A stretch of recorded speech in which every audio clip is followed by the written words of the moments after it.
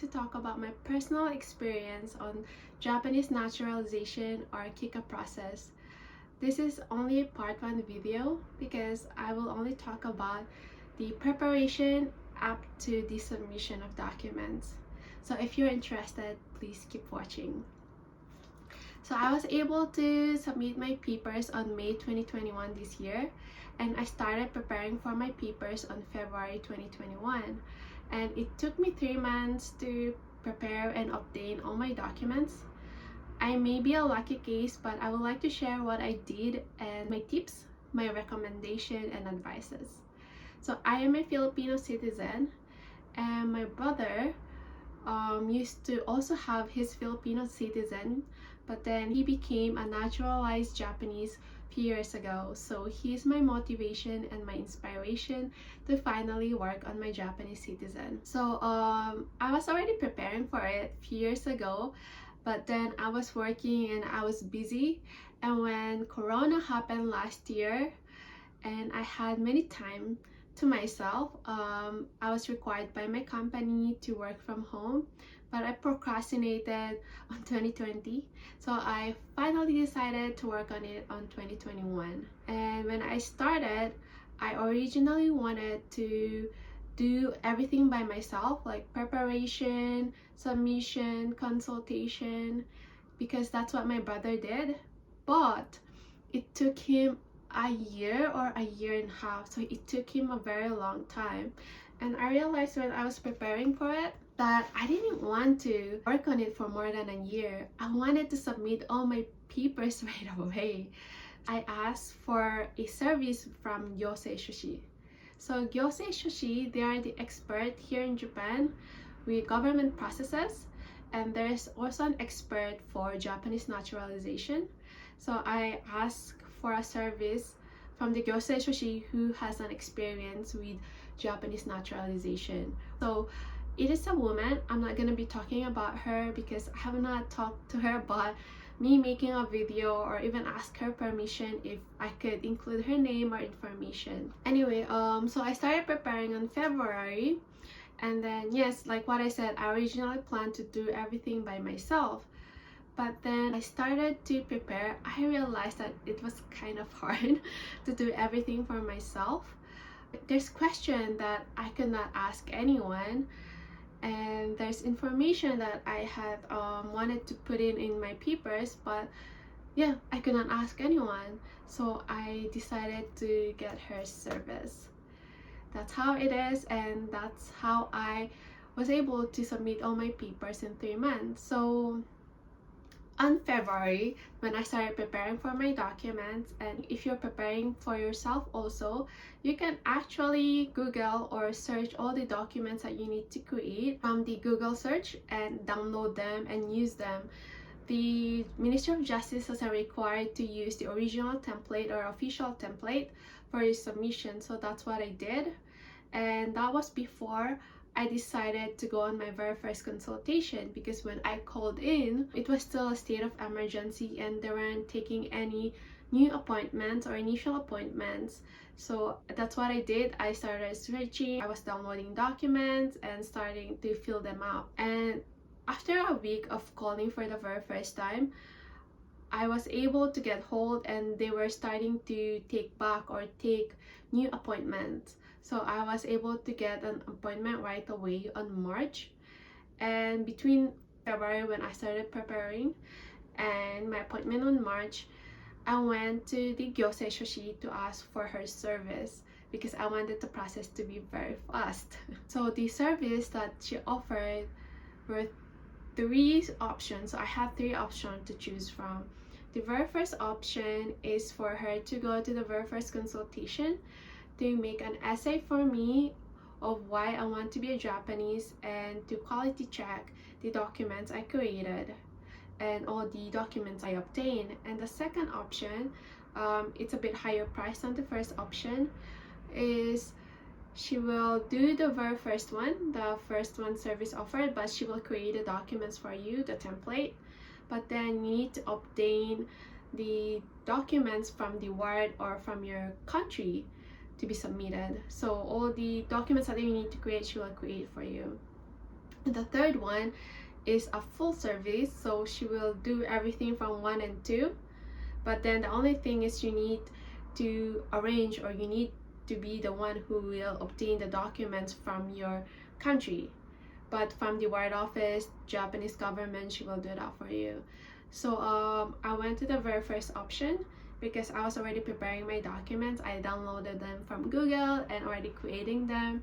And I also had an essay of why I want to become a Japanese. So I just asked her to check my essay, and then I just asked for her advices. So that's the only thing I needed. And in the option, she will also go to the very first consultation with me. But then I didn't want to, because I wanted to build a rapport with the person who were consulting with me. So the person who's consulting with you or consulting with me was different person from those who will review your documents and who will really thoroughly check if you are fit to become a Japanese citizen. But then even though they're not the one who's reviewing your documents or leading you up to the approval process of Japanese citizenship, but I strongly believe that these work together. So whatever attitude, whatever rapport, relationship you build with the person who will consult with you will also affect the way they review or assess you if you are fit to become a Japanese citizen. So I wanted to have that rapport, and I wanted to go by myself. So I asked for her service, I paid for her, but on the very first consultation, I went by myself. So on the very first consultation, I think it was 2 p.m. in the afternoon, so I was there for an hour. I needed to bring my passport. I think there was something to fill up, a paper to fill up, and your ID. The information is in the website. I'll put that on the section below. And then during then, I was given this pamphlet. So in the pamphlet, it has the 7 minimum requirements for you to be a Japanese citizen. So I think I showed the English version. So the very first one is you need to be a legal resident in Japan for more than 5 years. So you need to be staying in Japan, and you need to be at least 20 years of age. But next year, April 2022, that will change to 18 years old, and you need to have a good conduct. That's number 3. Basically, you need to be a good person. And number 4 is you need to be financially independent, and you need to be able to provide for yourself. And if you have a family living with you here in Japan, you also need to be providing for them, or financially providing for them. And number 5 is you are willing to lose your nationality if you get approval from Japan to be a Japanese citizen. And number 6 is you should not be affiliating yourself with any organization that against Japanese government or talk bad about Japanese government. And you need to have a daily Japanese skills. So what's that is, you need to have a good Japanese communication. You can read Japanese and you can write Japanese. So that's, I think, elementary grade 3 level. So that is it in the pamphlet. And also other documents you need, and the documents you need to obtain from the ward, and all the documents here. So they will also provide you like a checklist, but they took that away from me, so I cannot share that with you. But they will also provide the checklist that for the documents that you need to create and obtain along with this pamphlet. And yeah, and your the process of how to become a Japanese citizen. So this was provided to me, and he checked my passport. We talked about it. We talked about my personal life. So it was a friendly talk. He was nice, the person who were consulting with me. Once you have your very first appointment and the person who will consulting with you, the next appointment you will have will be the same person until you've submitted your papers. So that's, you will just face one person. So the person who were assigned to me for the very first consultation, he was very nice. We talked about my personal life. Actually, yeah, he was friendly. I think he wanted to know more about me, to assess if I'm fit to be a Japanese, maybe to also assess my Japanese level. So this information I just got it from my search. But even if you're fluent in Japanese, if they suspect that your Japanese level is not up to the standard to apply for Japanese citizen, they may give you a Japanese quiz. But I think that will really depend on the situation or the person who's consulting with you. Oh yeah, so I was there for 1 hour and he was able to provide all the documents I needed to submit. And some of the documents actually was asked from me but not from my brother. So I kind of panicked because I was expecting the same documents will be asked by me. So everyone's situation is different. It depends on your nationality, your situation in Japan, if you grew up here, if you were born here. So yeah, that very first consultation is very important. I already asked my Gyosei Shoshi service at that point, so she was so nice. She gave me a line after the consultation. I sent her a line. I was like, oh, my consultation's done. She was like, oh, if you need to discuss about it, you can come to the office. And I was lucky because her office was near to the Ministry of Justice that I went, so I was able to go to her office and she asked me how it went, all the documents. And there was this one document that I wasn't familiar of. I think, let me check. I think it was a kazoku kankei shoumensho. So my brother wasn't asked, and I'm from the Philippines, and the Philippines doesn't really have a official document so to prove your family composition. So what I did was I made my own documents, or I made on my own form, listed up all my family, my immediate family, and asked my barangay to seal them and sign it along with the evidence that I have provided, such as marriage certificate, my birth certificate, and my brother certificate. And I was able to submit that. So that's the only document that I was told during my very first consultation that I was not sure of. Other than that, I was asked different documents, and every nationality will be asked different documents. So for Filipinos, this is just a information. I was asked to provide birth certificate with apostille, my parents' marriage certificate, and I guess kazoku kankei shoumensho, or family composition certificate. And I believe that's the only thing that I needed to obtain from the Philippines. Alright, so after that, I started to obtain all the documents from the ward office, and I asked my relatives in the Philippines to obtain the documents that I need from the Philippines, my birth certificate, apostille, and family composition. And my parents' marriage certificate, I already had that with me, so I didn't need to ask anyone from the Philippines to provide them for me or to send it to me. And I created all the documents.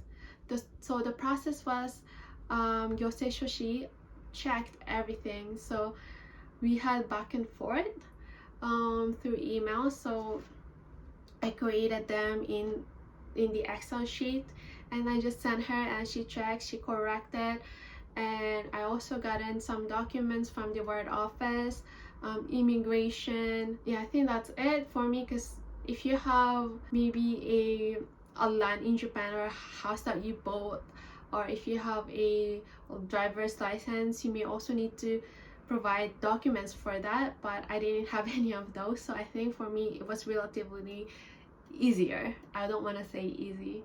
So my next consultation, or my first consultation, was on March. I was able to get my next consultation in May.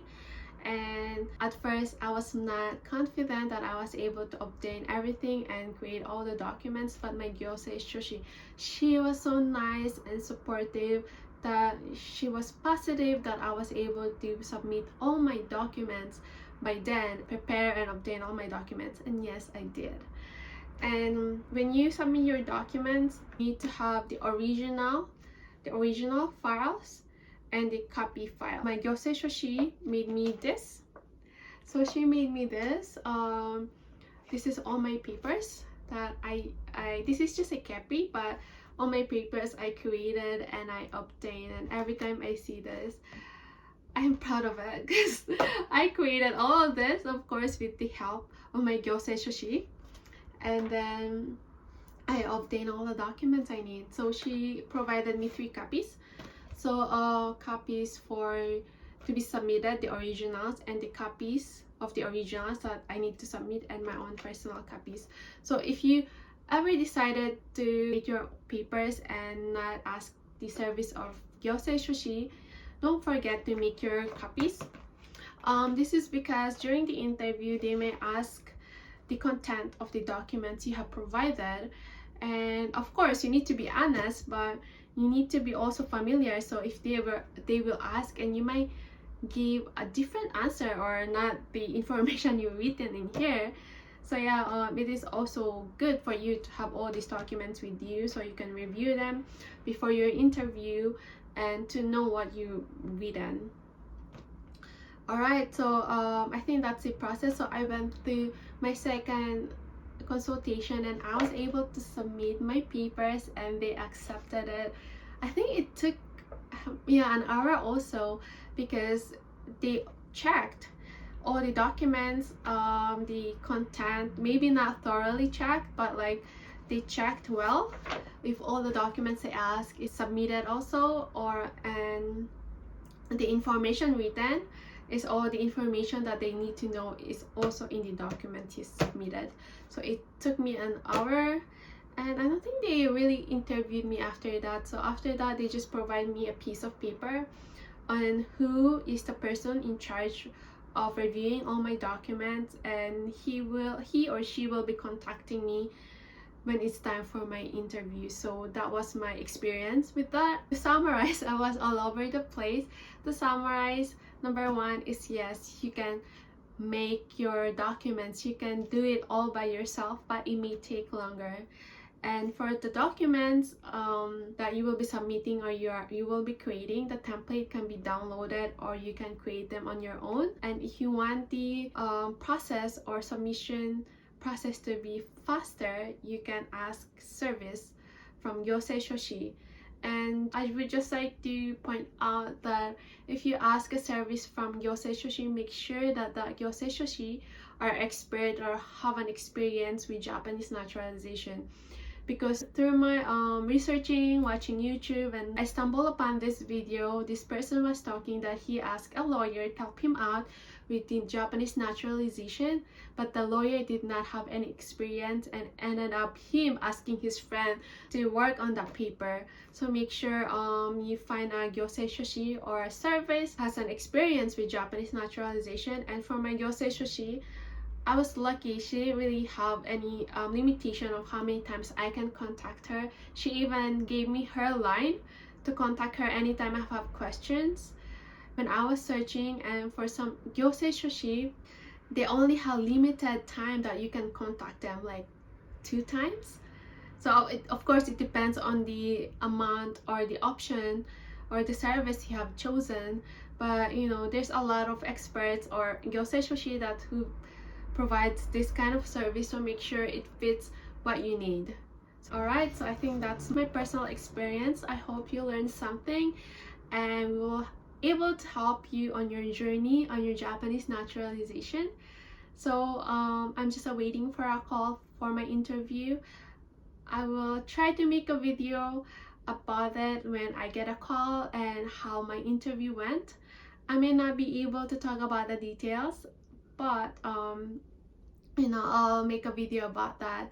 So for everyone who's planning to finally apply for a Japanese citizen or who's preparing for their documents for the submission, good luck and God bless. Bye.